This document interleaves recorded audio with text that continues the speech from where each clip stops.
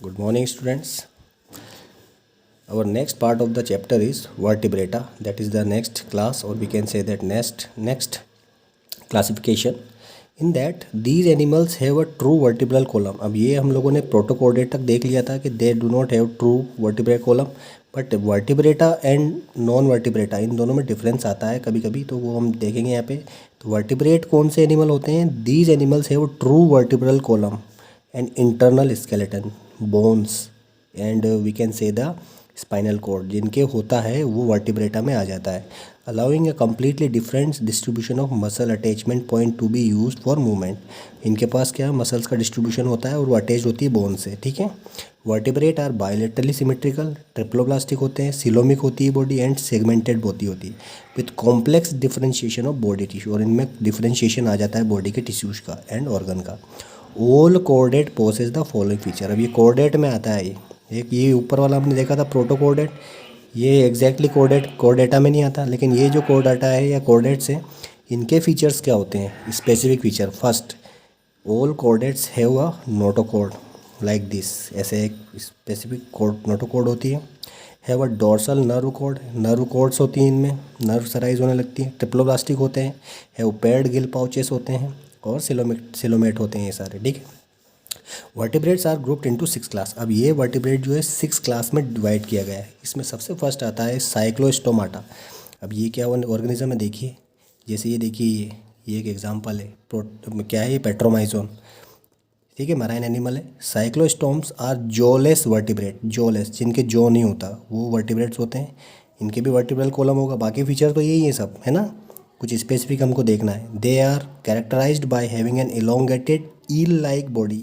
ईल मतलब ऐसे ये है ना, सर्कुलर माउथ होता है इनका, स्लीमी स्किन होती है, एंड आर स्केललेस। इनमें स्केल्स नहीं होती, जैसे अदर फिशेस में जो स्केल्स होती है ऐसी इनमें स्केल्स नहीं होती, बिल्कुल प्लेन होती है body. They are ectoparasite. Ecto मतलब outside the body of an organism, मतलब बाहर जाके ये पैरासाइट वाला वर्क करते हैं। और borers of other vertebrates, example Petromyzon, lamprey भी बोलते हैं इसको, और मिक्सिन, हैगफिश भी बोलते हैं, ये कुछ एग्जाम्पल हैं। इसके बाद नेक्स्ट आती है पीसेस। इस पीसेस में सारे वेराइटी के फिशेस आ जाती हैं, ठीक है। पीसेस, दीज आर फिश, ये क्या है? फिश है। They are exclusively aquatic animal. Their skin is covered with scale plates. They obtain oxygen dissolve in water by using gills, gills की मदद से ये ऑक्सीजन लेते हैं dissolve. The body is streamline and a muscular tail is use for movement. पीछे जो tell होती है ये क्या है? मस्कुलर टेल होती है, जो क्या करती है? मूवमेंट का काम करती है। दे आर कोल्ड ब्लडेड, ये याद रखना है आपको, इनका ब्लड कैसा होता है? कोल्ड होता है। एंड देयर हार्ट है ओनली 2 चैम्बर, और ये पॉइंट याद रखना है कि इनके बॉडी में जो हार्ट होता है उसका 2 चैम्बर होता है। जैसे हमारे ह्यूमन बींग के 4 चैम्बर होते हैं, इनके 2 होते हैं, unlike the 4 that human have. They lay eggs, ये एग ले करते हैं। We can think of many kind of fish, some with skeleton made entirely of cartilages such as shark, and some with skeleton made of both bone and cartilage। कुछ fish ऐसी होती है जिनमें cartilage से बनी होती है बॉडी, और कुछ फिश ऐसी होती है जिनमें बोन और कार्टिलेज दोनों होते हैं, such as tuna and rohu. तो रूहू, कतला, ट्यूना, ये जो कुछ एग्जाम्पल है जो हम लोग देख भी सकते हैं, ठीक है। ये कुछ एग्जाम्पल्स यहाँ पे देखिए पीसेस के। इसके बाद जो नेक्स्ट क्लास आती है वो आती है amphibia. These animals differ from the fish, ये थोड़े से फिश से डिफरेंट होते हैं। जैसे एग्जांपल आपके माइंड में ये रखिए, मेंढक यानी फ्रॉग, और ये कुछ लिजार्ड्स अलग हो जाएगा, वो रेप्टाइल में आएगा, हम देखेंगे। जैसे ये सैलामेंडर हो गया, टोड हो गया, ये जितने भी मेंढक है ये एम्फीबिया में आते हैं। एम्फीबिया वो एनिमल्स होते हैं that are lived under the water as well as on the land, इसलिए इनको एम्फीबिया बोलते हैं, ठीक है। These animal differ from fish, ये फिश से थोड़े से डिफरेंट है in the back lack of scale, इनके में स्केल्स नहीं होती। In having mucus gland in the skin and 3 chambered heart, इनमें कितना चैम्बर का हार्ट होता है? 3 चैम्बर्ड। फिश में होता है 2 चैम्बर्ड, एम्फीबिया में होता है 3 चैम्बर्ड। क्रोकोडाइल आगे आएगा। They lay eggs, respiration is either through gills और लंग्स, ये लंग्स और गिल्स दोनों से रेस्पिरेशन करते हैं, एग ले करते हैं। These animals are found both water and on land, ये स्पेसिफिक बात है इनकी, पानी प्लस वाटर दोनों में, पानी प्लस लैंड दोनों जगह रह सकते हैं, फ्रॉग, टोड, सैलामेंडर, ठीक है। इसके बाद आते हैं next Reptilia. These animals are cold blooded, ये भी क्या होते हैं? कोल्ड ब्लडेड होते हैं। जैसे ये देखिए, ये कुछ एग्जांपल है रेप्टिलिया के, लिजर्ड्स जितने भी, स्नेक वगैरह, chameleon, turtle. Have scales and breathe through lungs, और ये कैसे ब्रीथिंग करते हैं? Lungs, while most of them have a 3 chambered, इनमें भी 3 चैम्बर्ड हार्ट होता है। Crocodile have 4 chamber. यहाँ पे एक स्पेसिफिक वो आ गया कि क्रोकोडाइल जो रेप्टाइल में आता है इसका 4 चैम्बर्ड होता है, बाकी सभी का 3 चैम्बर्ड होता है heart. They lay egg with their tough covering and do not need to lay their egg in water, और इनकी टफ कवरिंग होती है तो ये पानी में ले एग नहीं करते, ये ज़मीन के अंदर एक होल बना के वहाँ पे एग ले करते। Unlike amphibian, snakes, turtle, lizard, crocodile fall in this category. ठीक है, इसके बाद जो नेक्स्ट क्लास आती है वो आती है एव्स। ये सब वर्टिब्रेट्स में आते हैं। एव्स यानी जितनी भी बर्ड्स हैं इस दुनिया में वो सारी इसमें आती हैं। These are warm blooded animal. तो ये क्या है, अब देखिए यहाँ पे वार्म ब्लड आ गया। And have a 4 chambered heart, इनका भी क्या होता है 4 चैम्बर्ड होता है जैसे ह्यूमन बींग का। They lay eggs, there is an outside covering of feather, इनके पंख होते हैं। 2 forelimb are modified for flight, 2 forelimb आगे के क्या बन जाते हैं, पंख बन जाते हैं for flight. They breathe through lungs, all birds fall in this category. ठीक है, सारी बर्ड्स जो हैं इसमें आती हैं। ये रहे कुछ एग्जांपल, देख लेना आप। इसके बाद जो लास्ट आता है जिसमें हम लोग आते हैं वो है मैमल्स या Mammalia. Mammals are warm blooded animal with 4 chambered heart. देखिए हमारे कितने चैम्बर्ड का हार्ट होता है 4। They have mammary gland for production of milk. इनकी स्पेसिफिक बात मैमेलिया की क्या आती है कि ये पॉइंट आपको याद रखना है। They have mammary glands for the production of milk. ये क्या है, इनके पास मेमोरी ग्लैंड्स होते हैं for the production of milk to nourish their youngs. Their skin has hair as well as sweat gland and oil gland. Most mammal familiar to us leave young ones.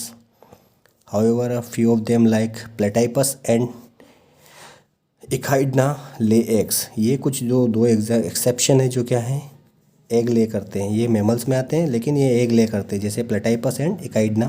And some like kangaroo give birth to very poorly developed young ones. Some example shown in the figure. ये कुछ mammals हो गए, clear है।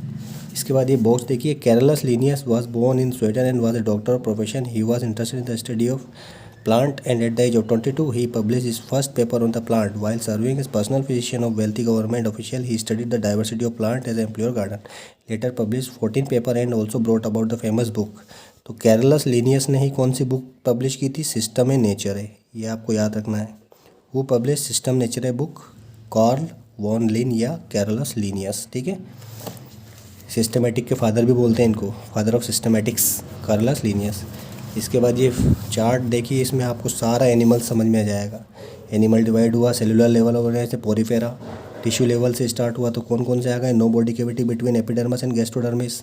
सिलोनटेराटा platyhelminthes आ गया, फिर सीटोसिलोम में Nematoda आ गया। सिलोमेट में कौन आ गए, अब 2 आ गए, जिन mesodermal cell from a single cell during growth of embryo. Annelida, mollusca, arthropoda आ गया। Coelom form from the pouch pinched off from the endoderm. इसमें 2 प्रकार के आ गए, no notochord and notochord present. इसमें आ गया इखाइनोडर्माटा, इसमें आ गया कोरडेटा। कोरडेटा के डिफरेंस अपन ने भी देखे ही हैं, 2 प्रकार के होते हैं, नोटोकोड प्रेजेंट होता है और एक notochord replace by vertebral column. तो इसमें आ गया प्रोटोकोडेट और ये वर्टिब्रेटा में हमने ये 5 चीज़ें देख ही ली, cyclostomata, pisces, amphibia, reptilia, aves and mammals. तो ये स्पेसिफिक कैरेक्टर्स भी आप याद कर सकते हैं। ठीक है, तो these are the classification of animals and plants. इसके बाद जो लास्ट पार्ट आता है वो आता है नोमेनक्लेचर। नोमेनक्लेचर मतलब होता है giving name to the organism. जैसे मैं बोल रहा हूँ ह्यूमन बीइंग, अब यहाँ पे हम हिंदी में इसको क्या बोलते हैं, इंसान।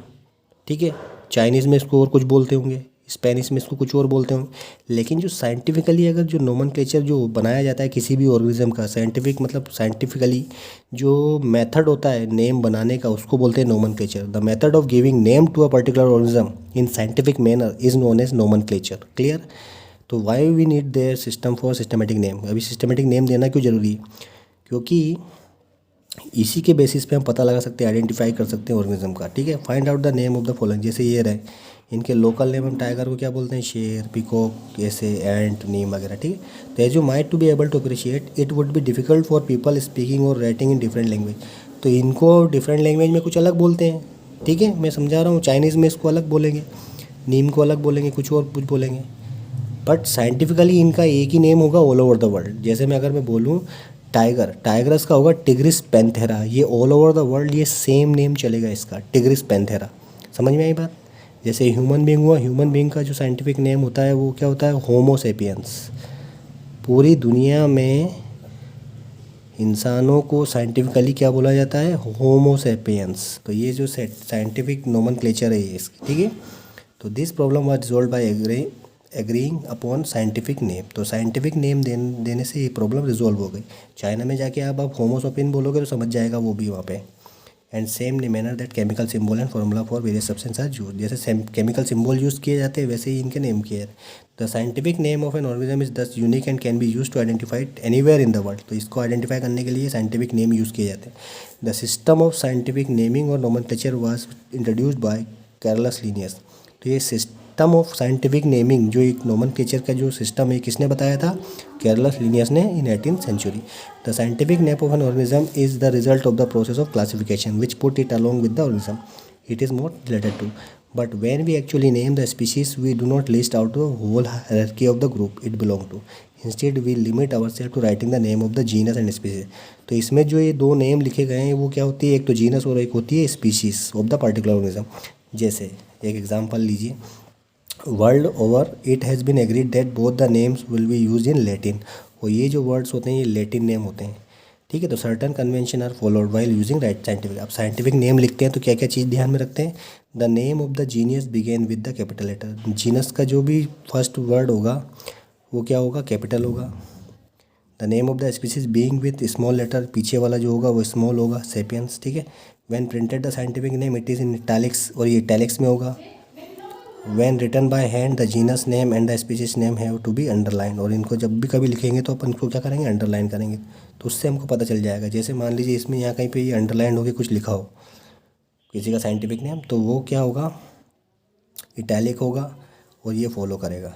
तो समझ में आया nomenclature? Nomenclature is the method of giving name of an organism, ठीक है। जैसे एग्जांपल मैंने बताया मैन का होमो सेपियंस, ठीक है। तो this is chapter is over. Thank you.